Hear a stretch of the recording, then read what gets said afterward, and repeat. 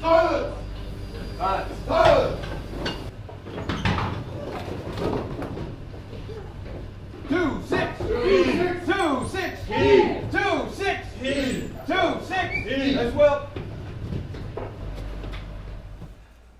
That's members of the crew of USS Constitution taking the first steps in the process of reloading and firing one of the 24-pound long guns. The crew today doesn't actually fire those guns, but they still walk through the regular process and drills that would have been involved in the multi-step process of actually firing the gun. It was a pretty complex process that involved a large number of steps, and as you can see just by that short clip, a choreography of crew working together in a tight-knit team. That teamwork and the gun teams that were necessary to do it were just one layer of the elements of teamwork that were involved in operating USS Constitution. Its 450 crew members were broken up not only into individual gun crews, as you could see here, each gun crew would have between 8 and 13 members on it, but also into other assignments and crew that were necessary for the operation of the ship. Every evolution of sail, whether they were setting sail or reducing sail, coming to an anchor, getting underway, operating 24 hours around the clock, Constitution had to have a number of teams made up within its larger team of 450 crew members. A sailing ship like Constitution was one of the most complex machines of the pre-industrial age. It demanded all of this extensive teamwork. It's because of that complexity, I think, that platforms like sailing ships are still awesome environments for teaching leadership and teamwork, and are still extensively used that way. Similarly, the complexity of sailing any ship is certainly still true today, and modern Navy ships are also broken up into layers of discrete teams that are involved in every different kind of task that's necessary to the operation of the ship. In the case of Constitution and other sailing ships, we're really fortunate in that we know a lot about how the crew was organized into different teams and what that teamwork involved. Part of the reason that we have that knowledge is because of documents like this, a watch quarter and station bill. Watch quarter and station bills listed all of those different teams, the team assignments, and the tasks that they were going to be involved in a step-by-step process. It covered everything from going into battle to making sail adjustments to handling emergencies like fire and flooding. Watch quarter station bills are actually still used today on board both Navy and commercial ships and are in fact required as an element of safety and operation. This particular one is part of the USS Constitution Museum's collection, and it was drawn up by Lieutenant Turner in 1839 when USS Constitution was serving in the Pacific Squadron, helping to protect American commerce on the Pacific coast of South America. It's called a watch quarter station bill because it actually delineates those different levels of teamwork. The watch that a sailor was assigned to, where he was quartered in the case of general quarters or beat quarters, and stations that he was assigned to for specific assignments and tasks. These are incredibly valuable documents, and the USS Constitution Museum is really fortunate to have a couple different ones from Constitution's time period.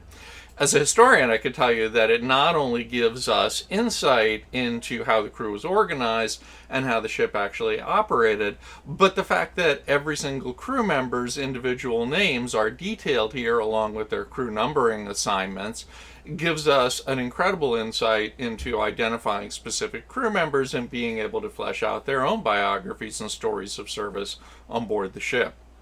This first page indicates as a sample of what you could expect to see in a watch quarter station bill. Here Turner has listed the watches, starboard and larboard, the two major enlisted watches.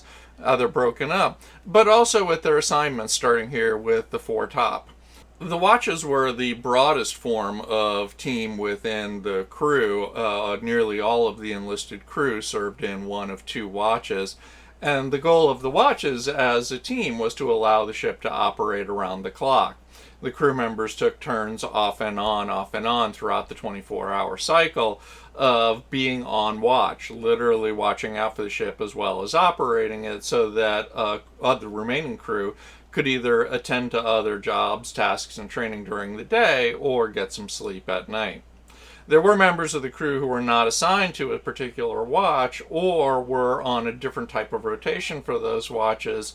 At the time that Turner was writing his bill in 1839, officers and petty officers were rotated out not on one of two watches, but on a more frequent rotation so that they weren't strictly on and off.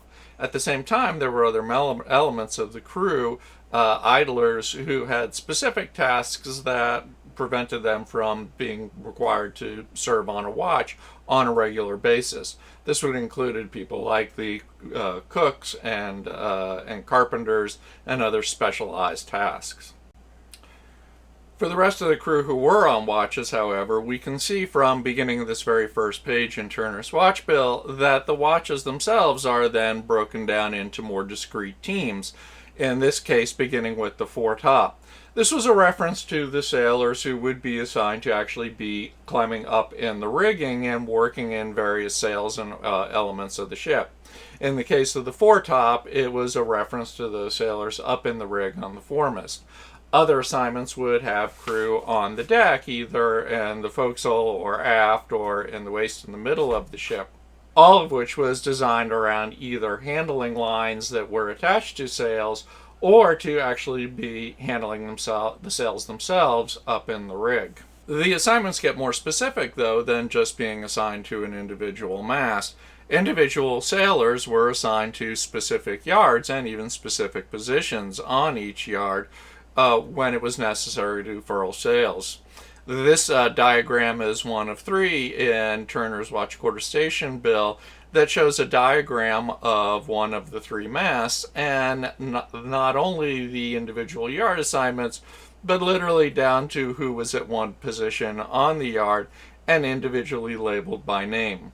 These are really fascinating diagrams because I think they give you a sense of not only sort of the discrete assignments and nature of the kind of teams that the crew was trying to develop, but also an overall impression of just the sheer size of the ship and the number of crew that were required just to handle sails from working aloft.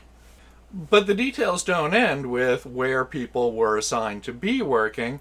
They also specify exactly what just about every member of the crew was going to specifically be doing based on any particular set of circumstances or sail evolution. Here we see the opening page of Turner's instructions on what to do when the ship was tacking and wearing.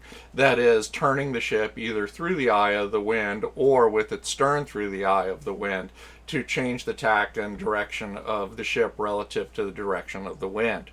Here, every single line and every single group of lines are assigned to a specific team leader and a specific team of sailors that are instructed as to what will happen and when it will happen.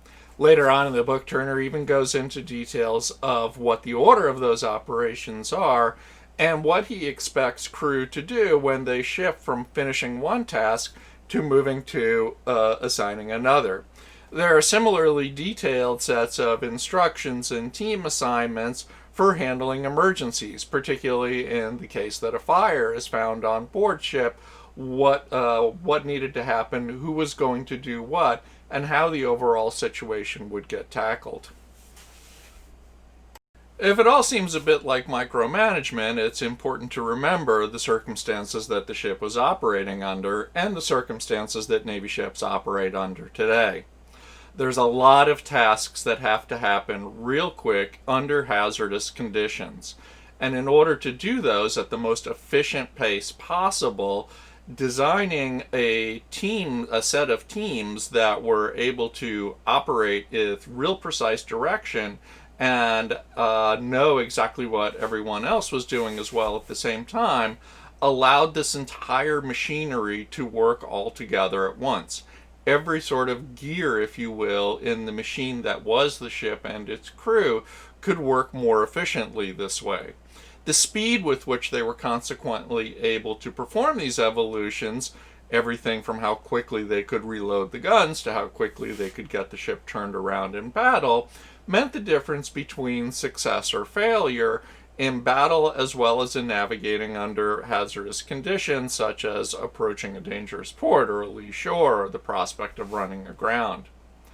But within all of that is the team itself. And this is the reason that Constitution still serves as a platform for teaching teamwork within the Navy.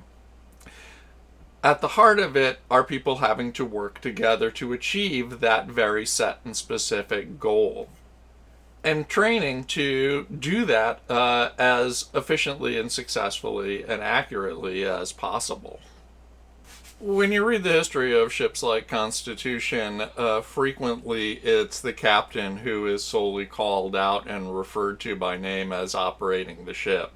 Hull sailed south on Constitution. Bainbridge brought the ship to some other place. You would almost think that he was sitting alone in a small dinghy with one hand on the tiller and the other hand on the main sheet, operating the ship all by himself. Nothing could be further from the truth. The operation of ships like Constitution required an incredible amount of teamwork at a variety of levels and involved teams that included everyone from the captain and the officers down to the ordinary seamen and the ship's boys. Everyone had a role to play, everyone knew what that role was, and they made up various numbers of teams within the broader crew that was itself considered a unique team. I think this is one of the reasons that the ship and ships like Constitution serve as such great examples and platforms for continuing to teach both leadership and teamwork today. Thanks a lot.